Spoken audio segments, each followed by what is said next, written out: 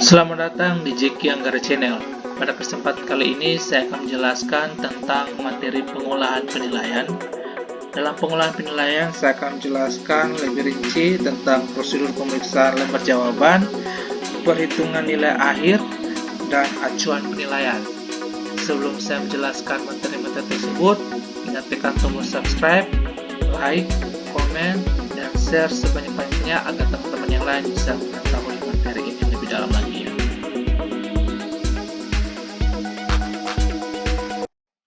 Oke, kita masuk ke materi yang pertama, yaitu tentang prosedur pemeriksaan lembar jawaban. Dalam melakukan pemeriksaan lembar jawaban peserta didik, sangat menentukan pada bentuk soalnya. Ada yang bentuk pilihan ganda maupun dalam bentuk uraian. Pada bentuk soal pilihan ganda, itu sangat mudah dalam memeriksanya. Itu tinggal lembar jawaban peserta didik kita cocokkan pada lembar kunci jawaban yang sudah disiapkan. Bila jawaban peserta didik sesuai dengan kunci jawaban, maka diberi skor 1. Bila tidak sesuai, maka diberi skor 0. Setelah selesai men-skor seluruh soal, maka baru dihitung jumlah soal yang benar dan tidak benar. Kemudian jumlah yang benar dibagi dengan jumlah soal, sehingga diperolehlah skor pilihan ganda. Untuk bentuk soal uraian, itu agak sangat sulit, maka diperlukan kesabaran dan ketelitian. Untuk memudahkan pelaksanaannya dalam pemeriksaan lembar jawaban, ada beberapa prosedur pemeriksaannya. Yang pertama, gunakanlah pedoman penskoran yang telah disiapkan sebagai acuan dalam memeriksa jawaban peserta didik. Yang kedua, bacalah jawaban peserta didik, kemudian bandingkan dengan jawaban ideal seperti yang ada pada pedoman penskoran. Yang ketiga, berilah skor sesuai dengan tingkat kelengkapan dan kesempurnaan jawaban peserta didik. Yang keempat, periksalah seluruh lembar jawaban peserta didik pada nomor yang sama. Baru dilanjutkan ke pemeriksaan nomor berikutnya. Hal ini perlu dilakukan guna menjaga konsistensi dan objektivitas pemberian skor. Dan yang kelima, hindari faktor-faktor yang tidak sesuai dalam pemberian skor, seperti bagus tidaknya tulisan dan bersih tidak kertas jawaban, kecuali kalau memang kedua aspek itu yang akan diukur seperti mata pelajaran bahasa. Oke, selanjutnya pemberian skor yang ditentukan oleh bobot masing-masing soalnya pada soal uraian. Bila setiap butir soal sudah selesai diskor, hitunglah jumlah skor perolehan peserta didik pada setiap nomor butir soal. Dengan rumusnya, nilai setiap soal sama dengan skor perolehan peserta didik dibagi dengan skor maksimum butir soal tersebut dikali dengan bobot. Contohnya, kita bisa lihat di sini ada 5 soal uraian. Di masing-masing soal uraian ini terdapat bobot soal, di mana nomor 1 itu ada 20, 2 adalah bobot soalnya 10, nomor 3 bobot soalnya 30, bobot soal uraiannya 10, nomor 5, 30. Nah, skor maksimum yaitu 8, 5, 10, 5, 10 secara berurutan dari 1 sampai 5. Skor perolehan siswa X yaitu 7, 4, 9, 5, 7. Perhitungannya sesuai dengan rumus yang tadi untuk nilai setiap soal ya. Jadi 7 dibagi untuk nomor usul uraian pertama, 7 dibagi dengan 8 dikalikan dengan 20. Hasilnya adalah 17,50. Untuk soal uraian 2, 4 dibagi 5 dikali 10 hasilnya 8. Soal uraian 3, 9 dibagi 10 kali 30 sama dengan 27. Nomor 4, 5 dibagi 5 kali 10 sama dengan 10. Soal uraian nomor 5, 7 dibagi 10 kali 30. Hasilnya 21. Dari soal uraian perhitungan dari soal uraian 1 sampai 5 ini kalian tinggal jumlahkan dan hasilnya adalah 83,50. Nah, inilah nilai untuk nilai uraian. Tetapi kalau di dalam penilaian kalian tidak pakai bobot soal untuk masing-masing per soal, maka langsung saja skor siswa tersebut dibagi skor maksimum dikalikan dengan bobot yang asli yaitu 100. Langsung dapat kalian hasilnya. Misalkan kalau tidak pakai bobot soal untuk per setiap soal ya. Oke, dimengerti ya? Oke, jadi itu prosedur pemeriksaan lembar jawab. Oke, selanjutnya kita masuk ke materi berikutnya tentang perhitungan nilai akhir. Dalam perhitungan nilai akhir, hendaknya bersendiri, jangan digabung karena setiap jenis tes memiliki karakteristik sendiri-sendiri. Ya, tadi sudah dijelaskan tentang pilihan ganda maupun uraian.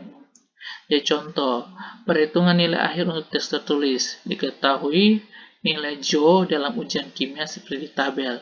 Tentukan nilai akhir Jo dalam skala 0 sampai 100. Jadi kalian bisa lihat di tabel di sini ada soalnya pilihan ganda, isian maupun uraian. Jadi otomatis cara perhitungannya juga berbeda. Jadi jumlah untuk pilihan ganda itu 35, isiannya 10, sedangkan uraiannya 5. Untuk pilihan ganda di isian ini bobot skornya 70%, sedangkan uraiannya 30%. Pilihan ganda itu jumlahnya ada 35 nomor, dan isian juga 10. Isian ini sama seperti pilihan ganda, kalau jawabannya benar diberikan skor 1, kalau salah diberikan skor 0. Jadi kita bisa lihat di sini untuk pilihan ganda skor maksimalnya 35, sedangkan isiannya 10. Jadi total antara pilihan ganda dan isiannya adalah 45. Dengan uraian, untuk 5 nomor ini ada skor maksimal masing-masing. Nomor 1 itu 3, 2 itu ada 4, 3 itu ada 9, 4 itu ada 6, 5 ada 6. Totalnya 28. Sedangkan skor nilai Jo untuk pilihan ganda itu dapat poin 30, sedangkan isian 8, totalnya 38. Sedangkan di uraian, nomor satunya itu dia dapat poin 3, nomor 2, 2, nomor 3, 8, 4, dan 5, total 22. Untuk perhitungan, untuk pilihan ganda isian, tinggal saja skor nilai Jo dibagi dengan skor maksimal, dikalikan dengan 100, hasilnya 84,44. Kenapa dikalikan dengan 100? Karena skalanya 0 sampai 100 ya. Sama dengan uraian, di sini uraiannya tidak di setiap soal kan tidak ada bobot skor masing-masing kan, ya otomatis kita langsung saja skor nilai Jo dibagi dengan skor maksimal, yaitu 22 dibagi 28 kali 100 sama dengan 78,57.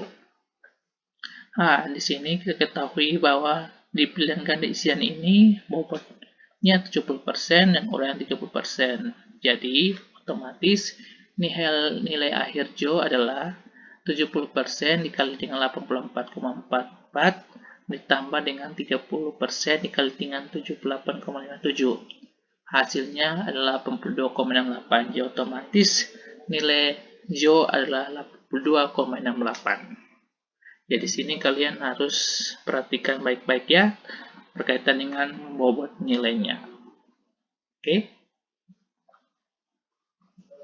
selanjutnya materi 3 tentang acuan penilaian.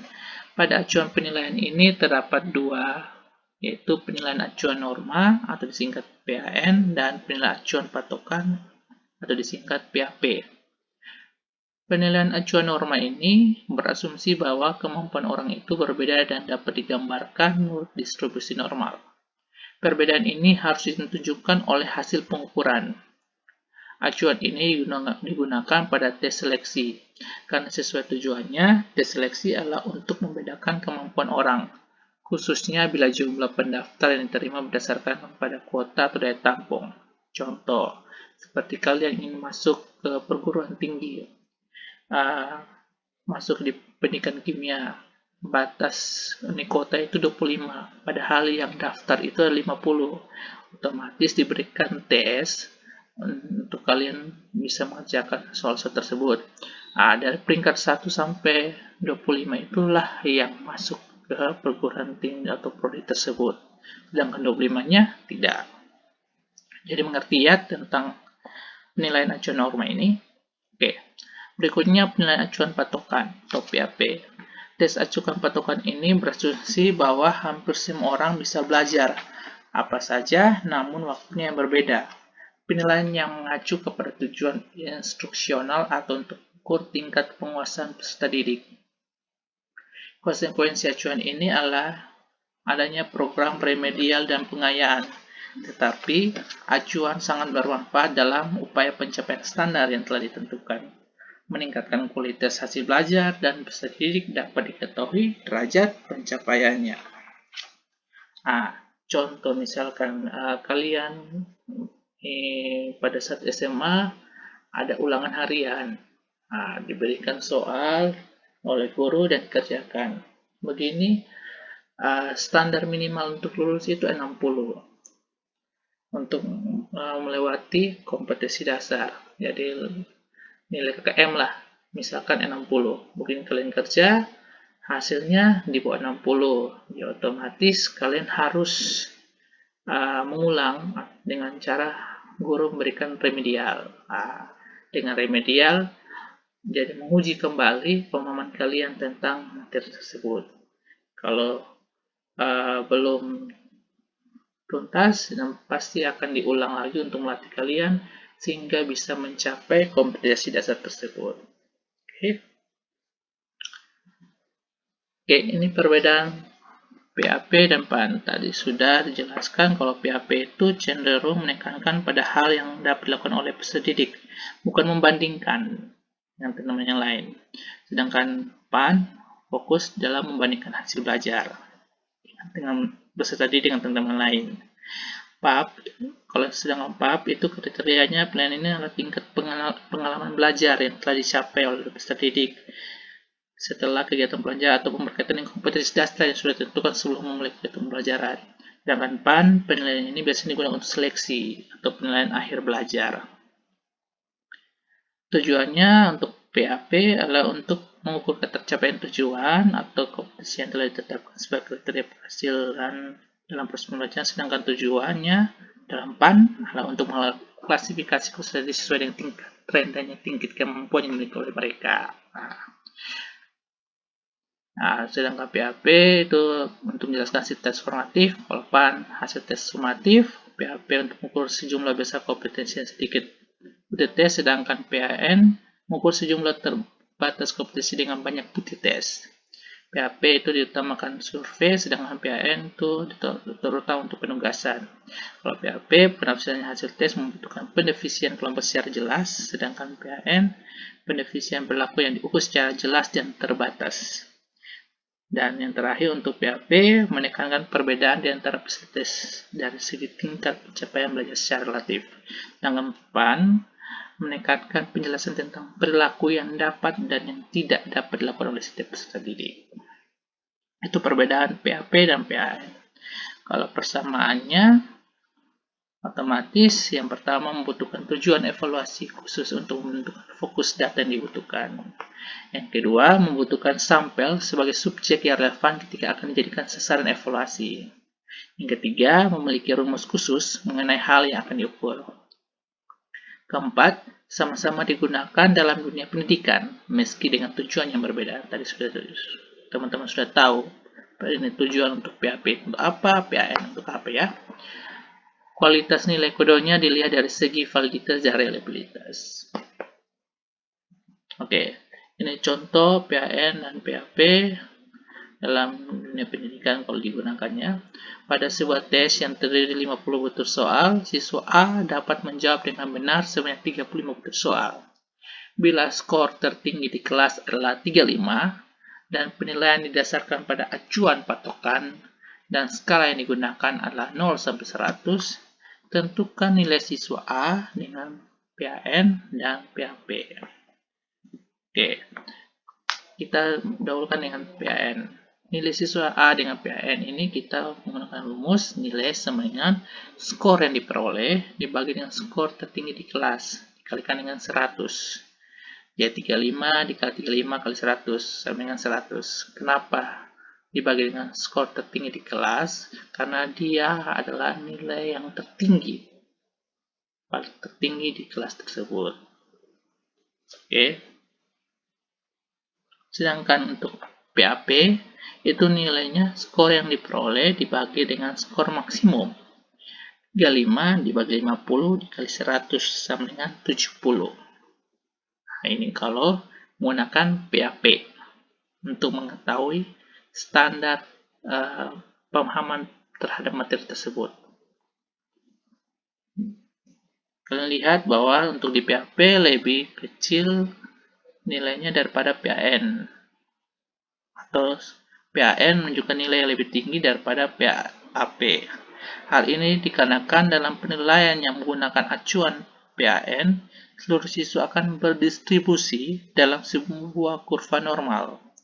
Dalam populasi siswa akan ada sedikit yang skornya sangat rendah, sebagian besar menyebar di sekitar rata-rata, dan sedikitnya sangat tinggi. Distribusi skor-skor dalam populasi siswa akan membentuk sebuah distribusi normal. Distribusi tersebut akan digambarkan sebagai berikut. Kalian bisa lihat di sini yang skornya rendah, ini sedang, atau dengan ini tinggi. Jadi rata-ratanya itu mereka di sini. Dari gambar tersebut dapat diketahui bahwa sebagian besar skor berada di sekitar rata-rata. Ya, rata-rata. Hanya sedikit yang sangat rendah dan sedikit yang sangat tinggi dalam sebuah populasi yang berdistribusi normal. Penyimpangan dari rata-rata akan sebenarnya 3 kali standar deviasi ke kiri dan 3 kali dari mean. Jadi ingat, ini adalah gambar yang menyatakan distribusinya normal. Kalau yang tidak normal, otomatis nanti banyak yang rendah, banyak yang tinggi. Jadi normalnya seperti ini ya. Jadi mengerti untuk PAN dan PAP ya. Oke. Demikian untuk materi penjelasan tentang pengolahan penilaian. Semoga apa yang saya berikan materi ini bisa bermanfaat untuk adik-adik. Terima kasih dan lanjut ke materi berikutnya kalau